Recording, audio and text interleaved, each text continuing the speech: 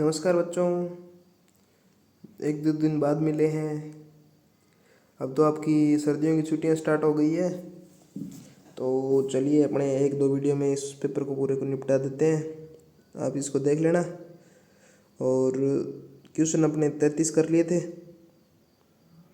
Question number 34 करवा देते हैं आपको। देखिए, दिया हुआ आकृति में त्रिभुज ओडीसी समरूप है त्रिभुज OBA। कोण BOC 125 दिया हुआ है, ठीक है ना। CDO बराबर 70 डिग्री दिया हुआ है, ठीक। और कोण DOC DCO और OAB ज्ञात करना है, ठीक है ना। तो डायग्राम बना लेते हैं बोर्ड पे। Question number 34। शाही भी ख़त्म होने वाली है मेरी मैं सोचता हूँ शाही ख़त्म होने से पहले पहले अपने सारे क्वेश्चन निपट जाए तो बढ़िया है।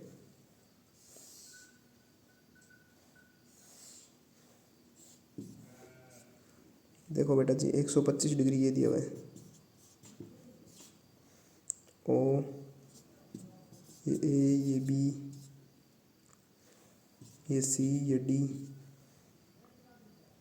ये 170, ठीक। याद करना है अपने को। त्रिभुज ODC समरूप त्रिभुज OBA, मतलब ऊपर वाला समरूप है नीचे वाले के, ठीक है ना। समरूप BOC 125 है और CDO 170 है। CDO 170 है ना, चित्र में 170 दे रखा है।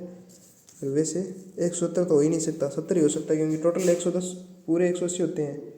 इसलिए ये पेपर में सही कर लेना आप। त्रिभुज है तो तीनों कोणों का योग हमेशा 180 होता है, तो 170 तो हो ही नहीं सकता। यहाँ से सही कर लेना, सीधा 70 होगा, ठीक है ना। गलत छपा हुआ है पेपर में। याद करना है अपने को DOC, जो याद करना है ना वो इधर लिख लेता हूँ मैं। DOC DCO त्रिभुज OAB, ठीक है ना। तो ये कौन सा कोण है? DOC दिख रहा है क्या आपको? जो बीच में होता है ना, उस पे कोण बनता है अपने को हमेशा। दूसरा वाला कोण कौन सा है? देखो, DCO मतलब C पर जो कोण बन रहा है अंदर की ओर, वो ज्ञात करना है। एक है OAB, ये वाला ज्ञात करना है, ठीक है ना। तो चलिए ज्ञात करते हैं। देखो बेटा जी, मैं आसानी के लिए इनको नाम दे देता हूँ। ये नाम दे दिया मैंने X, ये Y और ये Z। जो अपने को ज्ञात करने ना वो नाम दे दिए मैंने। पहले DCO ये अपना X है, और DOC ये मैंने Y माना है, और OAB ये मैंने Z माना है, ठीक है ना। तो मेरे को पता है एक प्रमेय होती है, त्रिभुज के तीनों कोणों का योग 180 होता है। त्रिभुज के तीनों कोणों का योग बराबर है 180 डिग्री। ये एक तो ये काम आना है, ठीक है ना। और एक पर में ये काम आनी है कि एक रेखा होती है ना, उसके एक तरफ बने कोणों का योग 180 होता है। अभी एक रेखा है, रैखिक कोण युग्म बोलते हैं इसको, रैखिक कोण युग्म गुणधर्म। उसमें क्या होता है, जैसे एक कोण दे दिया मैंने ये, तो ये ज्ञात कर सकते हैं। टोटल 180 डिग्री होता है ये, एक रेखा पर एक तरफ बना कोण 180 होता है। तो एक मैंने दे दिया, तो दूसरा 180 में से घटा लो, वो दूसरा हो जाएगा, ठीक है ना। ओके, इन दो प्रमेय का यूज़ लूँगा मैं। देखो कैसे करता हूँ। अब ये 125 है, तो मेरे को ये एक रेखा दिख रही है ना, DB।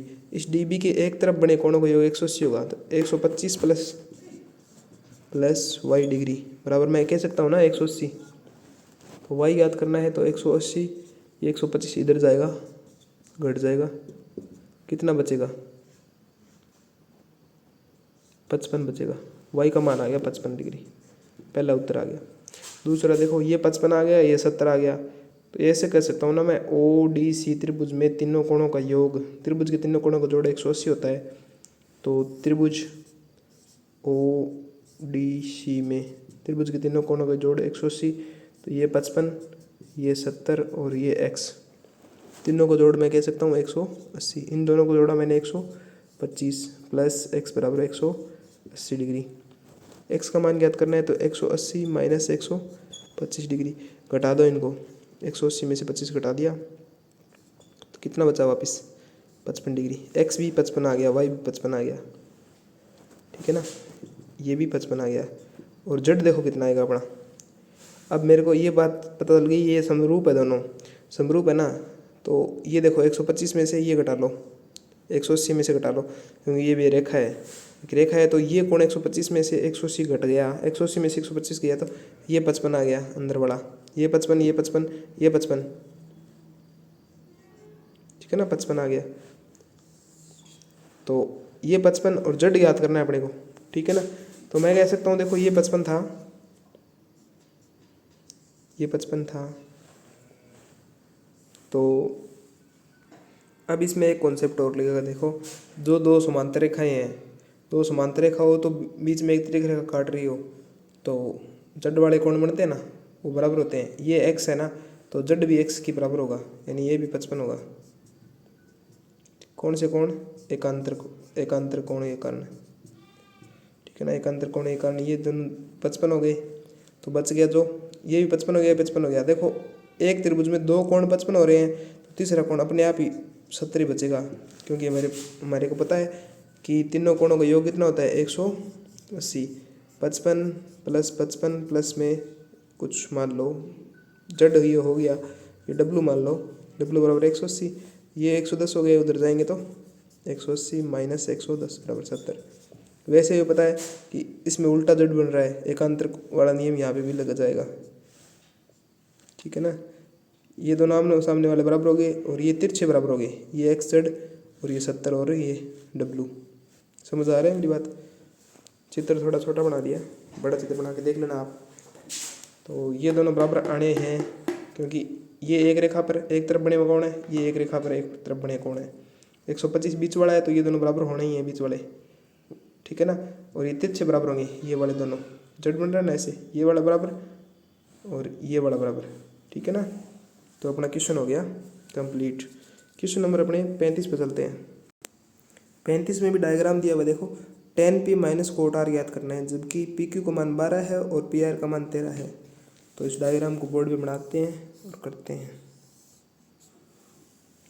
नाम दिए हुए, ये क्यू दिया हुआ है, आर दिया हुआ है, पी दिया हुआ है, ये 13 दे दिया, ये 12 दे दिया। ज्ञात करना है tan p minus cot r. मैं उम्मीद करता हूँ ये तो आपने कर दिया होगा, ट्रिग्नोमेट्री से है, बहुत आसान सवाल है एकदम। तो हमें पता है लाल बटा कक्का लिख लिया करो, पहले पहले लाल बटा कक्का लिख लिया ना। अब कर्ण क्या टेन क्या होता है, टेन साइन कोस टेन, लंब बटा आधार। तो लंब बटा आधार इसमें लगाना है, जब कोण पी को मानते हुए, पी को मानेंगे तो कोण के सामने हमेशा लंब होता है, ये बात ध्यान रखनी है। कोण चेंज हो रहे हैं यहाँ पे, ये दोनों कोण सेम नहीं रह रहे। पहली बार कोण पी लेना है, दूसरी बार कोण आर लेना है, दो चित्र बनेंगे, याद है ना वो सवाल। तो टेन पी, पी को कोण ले लिया मैंने थीटा, तो उसके सामने वाला लंब होगा और दूसरे वाला कर्ण होगा, ये आधार होगा। 90 के सामने वैसा कर्ण होता है, ठीक है ना। तो लंब बटा आधार इसका मान रख लो पहले, लंब बटा आधार का मान क्या होगा, लंब का मान अपने को पता नहीं है, तो एक बार मान लो मैंने x मान लिया, x बटा आधार का मान कितना देखो 12, ठीक है ना। अब की बार देखो मैं कर्ण ये लिख रहा हूँ कोट आर, तो कोट आर दूसरा चित्र बना रहा हूँ यहाँ पे।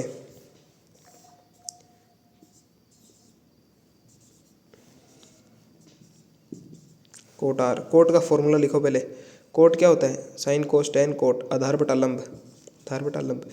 ये आधार बटा लंब मत ले लेना आप, आधार मैंने 12 आप 12 ले लो और लंब ये x ले लो, ऐसे नहीं, चित्र दूसरा बनेगा। अब की बार कोट आर, थीटा किसको मानना है, आर को मानना है।